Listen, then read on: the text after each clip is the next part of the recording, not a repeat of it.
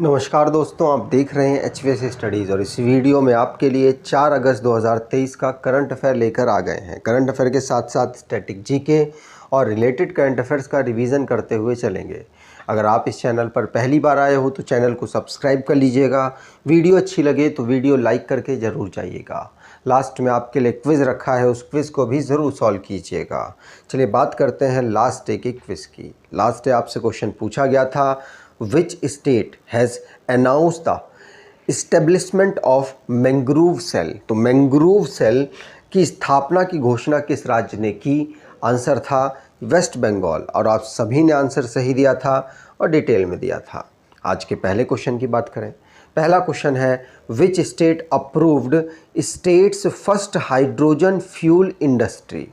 तो किस राज्य ने राज्य के पहले हाइड्रोजन ईंधन उद्योग को मंजूरी दी है? आंसर है ये मंजूरी दी गई है राज्य झारखंड के पहले हाइड्रोजन फ्यूल इंडस्ट्री को, जो कि जमशेदपुर में सेटअप की जाएगी। झारखंड के चीफ मिनिस्टर हेमंत सोरेन के द्वारा इस इंडस्ट्री, ये जो पहली हाइड्रोजन फ्यूल रिलेटेड इंडस्ट्री है, इसको जमशेदपुर में इस्टेब्लिश करने की बात कही है। ये कंट्री की पहली हाइड्रोजन फ्यूल से रिलेटेड इंडस्ट्री होने वाली है, जिसमें लगभग 400 हाइड्रोजन आईसी इंजन फ्यूल्स के जो इंजन्स है उसको डेवलप किया जाएगा और 10,000 बैटरी सिस्टम के हिसाब से यहाँ पर जो इनकी रिक्वायरमेंट है उसको कंप्लीट किया जाएगा। इसमें लगभग 350 या उससे थोड़ा सा ज़्यादा करोड़ रुपए का इन्वेस्टमेंट हो रहा है। इस इंजन को डेवलप कौन करेगा? तो TCPL green energy solution private limited के द्वारा इसको डेवलप किया जाएगा। इसमें यूएसए की कुमिंग और टाटा मोटर्स मिलकर यहाँ पर काम करने वाले हैं। ठीक, चलिए आगे बात करें। तो यहाँ झारखंड की बात हुई है। झारखंड को हमने रिवाइज नहीं किया, तो स्टैटिक जीके इसका रिवाइज कर लेते हैं। जैसे झारखंड को फॉर्म किया गया था 15 नवंबर 2000 को। कैपिटल इसकी रांची है। हेमंत सोरेन चीफ मिनिस्टर है। CP राधाकृष्णन, ये राधाकृष्णा गवर्नर है। राज्यसभा में 6 सीट्स, लोकसभा में 14 सीट्स। ऑफिशियल एनिमल यहाँ का इंडियन एलिफेंट है। ऑफिशियल बर्ड एशियाटिक कुक्कू है और ऑफिशियल ट्री यहाँ की साल ट्री है।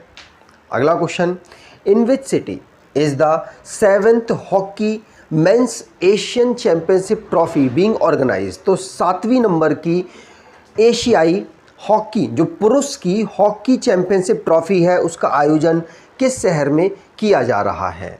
आंसर होगा ये तमिलनाडु की कैपिटल चेन्नई में इसको ऑर्गेनाइज कराया जाएगा। तो थर्ड ऑप्शन यहाँ पर बिल्कुल सही है। 7वें नंबर की hockey men's Asian championship trophy Chennai में होने वाली है। ध्यान रखिएगा, इसमें 7 टीमें पार्टिसिपेट करेंगी। Bharat, Pakistan, south Korea, Japan, China और मलेशिया।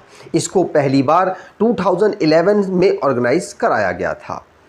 अगला क्वेश्चन, उससे पहले जो भी हमारे स्पोर्ट्स से रिलेटेड करंट अफेयर्स बने हैं उनको रिवाइज करते हैं। जैसे पहला क्वेश्चन पढ़ लिया। दूसरा, मैक्स वर्स्टप्पन, जिन्होंने इस साल की ऑलमोस्ट सभी कारों की रेस जीती हैं, इस प्रकार से आप याद करिए।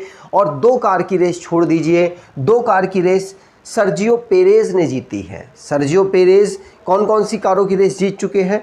तो आंसर होगा सऊदी अरेबियन और अजरबैजान ग्रैंड प्रिक्स। इन 2 के अलावा सभी कारों की रेस किसने जीती हैं?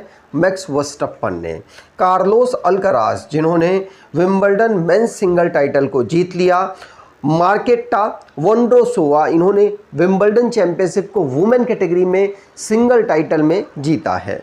ज्योति यरारजी पहली इंडियन बनी है जिन्होंने गोल्ड मेडल प्राप्त किया है 100 मीटर हर्डल जो रेस हुई थी उसमें। सेल्वा प्रभु पहले इंडियन बने हैं जो कि best Asian under 20 male athlete of the year award को जीते हैं।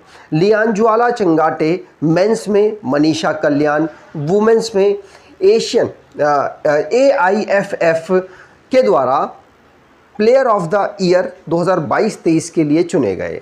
नीदरलैंड की टीम हाईएस्ट रन बना पाई है सुपर ओवर में वनडे क्रिकेट में हिस्ट्री में। इन्होंने ये रन वेस्ट इंडीज़ टीम के खिलाफ खेलते हुए बनाए थे। FIFA under 17 world cup 2023 Indonesia में होगा। पहले पेरू में होना था लेकिन पेरू ने मना कर दिया, तो अब इंडोनेशिया में अंडर 17 वर्ल्ड कप फीफा का ऑर्गेनाइज कराया जाएगा। अगर आप कोई ई बुक देख रहे हैं जो कि आपके करंट अफेयर्स को कवर करे तो आप इस ई बुक को परचेज कर सकते हैं। इसमें अक्टूबर से लेकर अप्रैल तक का करंट अफेयर कवर किया गया है। डिस्क्रिप्शन बॉक्स में लिंक है, वहाँ से आपको ये आसानी से मिल जाएगी। अगला question, Naya Savera Yojana has been launch by which union ministry. Naya Savera योजना किस केंद्रीय मंत्रालय द्वारा शुरू किया गया है। इसमें क्या होगा, तो इसमें जो माइनॉरिटीज़ वाले बच्चे हैं उनको फ्री कोचिंग वगैरह अवेलेबल कराई जाएगी। इसीलिए नया सवेरा योजना को लॉन्च किसके द्वारा किया गया, तो मिनिस्ट्री ऑफ माइनॉरिटी अफेयर्स के द्वारा लॉन्च किया गया। इस मिनिस्ट्री को कौन संभाल रहे हैं, तो इसको स्मृति ईरानी जी संभाल रही हैं। ध्यान रखिएगा, नया सवेरा, ये नया सवेरा जो स्कीम है इसको लगभग इसमें लोकसभा में बताया गया कि इसमें 1,20,000 जो माइनॉरिटी स्टूडेंट्स हैं उनको बेनिफिट इसके माध्यम से दिया गया। इसके यूनियन मिनिस्टर कौन है, स्मृति ईरानी जी हैं। ध्यान रखिएगा, इसमें कोचिंग की फैसिलिटी अवेलेबल कराई जाती है, फ्री कोचिंग की जो फैसिलिटी है वो अवेलेबल कराई जाती है।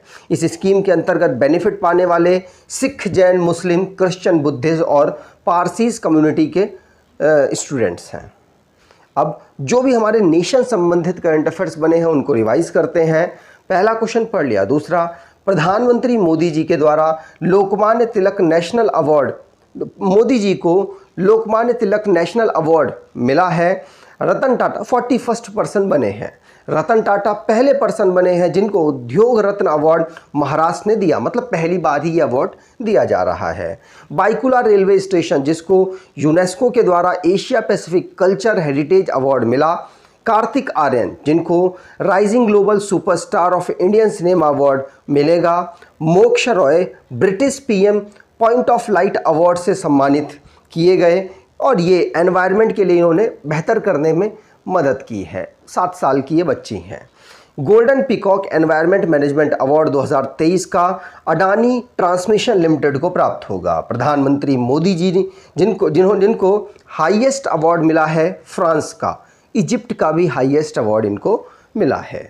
अगला question, when is Muslim women's right day celebrated. तो मुस्लिम महिला अधिकार दिवस कब मनाया जाता है। आंसर होगा मुस्लिम महिला अधिकार दिवस हम ऑब्जर्व करते हैं 1 अगस्त को। 1 अगस्त को क्यों करते हैं, क्योंकि इसी दिन 2017 में सुप्रीम कोर्ट ने ट्रिपल तलाक को अनकॉन्स्टिट्यूशनल किया था, जिसकी वजह से मुस्लिम महिलाओं का जीवन बेहतर की तरफ आगे बढ़ा है। इसीलिए 2019 से 1 अगस्त को जो सेंट्रल गवर्नमेंट है उसने अनाउंस किया है मुस्लिम वुमेन्स राइट डे 1 अगस्त को। ध्यान रखिएगा, इसमें ये जो ट्रिपल तलाक को अनकॉन्स्टिट्यूशन किया गया सुप्रीम कोर्ट के द्वारा, ये किन केसेस में किया गया, तो शाहबानो बेगम का केस है जो कि वर्थ किसके अगेंस्ट था, तो मो अहमद खान के अगेंस्ट उन्होंने केस किया था। उसी के बाद ये ट्रिपल तलाक को कहीं ना कहीं अनकॉन्स्टिट्यूशन किया गया और इसमें बताया गया कि सिटीजन्स का वायलेंस हो रहा है। आप अगर कोई लिखते हैं एग्ज़ाम तो उसमें आप याद रख सकते हैं तो आर्टिकल 14, 15, 21, 25 कॉन्स्टिट्यूशन का, जो कि हमारे मौलिक अधिकार हैं, जो हमारे मौलिक अधिकार हैं उनका हनन हो रहा था इस ट्रिपल तलाक के माध्यम से। ठीक, चलिए आगे बात करें। अगला question, which court ordered the resumption of caste based survey in Bihar. तो किस न्यायालय ने बिहार में जाति आधारित सर्वेक्षण फिर से शुरू करने का आदेश दिया है। आंसर होगा ये आदेश दिया है पटना हाई कोर्ट ने। आपको पता है पटना की जो मंत्रिमंडल है उसने भी अनाउंस किया है, कैबिनेट ने भी अनाउंस किया है कि हम यहाँ पर जातिगत जनगणना कराने वाले हैं और हाई कोर्ट ने भी कहा है कि आप जाति आधारित सर्वेक्षण शुरू करें, जिससे कि हमें पता चल सके कि किस इलाके में किस प्रकार की जाति वाले लोग रहते हैं और उनको कितनी नीड है, उनकी फाइनेंशियल पोजीशन क्या है, जिससे कि उनकी कंडीशंस को पता किया जा सके और उनको आरक्षण वगैरह या कोई सुविधा वगैरह प्रोवाइड कराई जा सके जिससे उनका जीवन स्तर बेहतर हो सके। बिहार की बात करें तो बिहार को इस समय पर बिहार के चीफ मिनिस्टर नीतीश कुमार हैं, गवर्नर राजेंद्र विश्वनाथ अर्लेकर हैं, कैपिटल यहाँ की पटना है। अगला question, which central government agencies restricted the import of laptop, tablets और कंप्यूटर्स। तो किस एजेंसी, किस केंद्रीय सरकारी एजेंसी ने लैपटॉप, टैबलेट, कंप्यूटर के आयात को प्रतिबंधित कर दिया है? आंसर होगा, ये प्रतिबंधित किया है किसने? DGTR के द्वारा। DGTR के द्वारा इसको प्रतिबंधित किया गया है, मतलब directorate general of foreign trade के द्वारा इसको प्रतिबंधित किया गया। फॉरेन ट्रेड को प्रतिबंधित करने का मेन मकसद ये है कि भारत में ये जो पूरा आईटी का सिस्टम जिस तरीके से डेवलप हुआ है, उसी प्रकार से लैपटॉप, टैबलेट और पर्सनल जो कंप्यूटर्स हैं उनको भी डेवलप किया जा सके। ध्यान रखिएगा, इसीलिए बैन किया गया, जिससे कि मेक इन इंडिया इनिशिएटिव को यहाँ प्रमोट किया जा सके।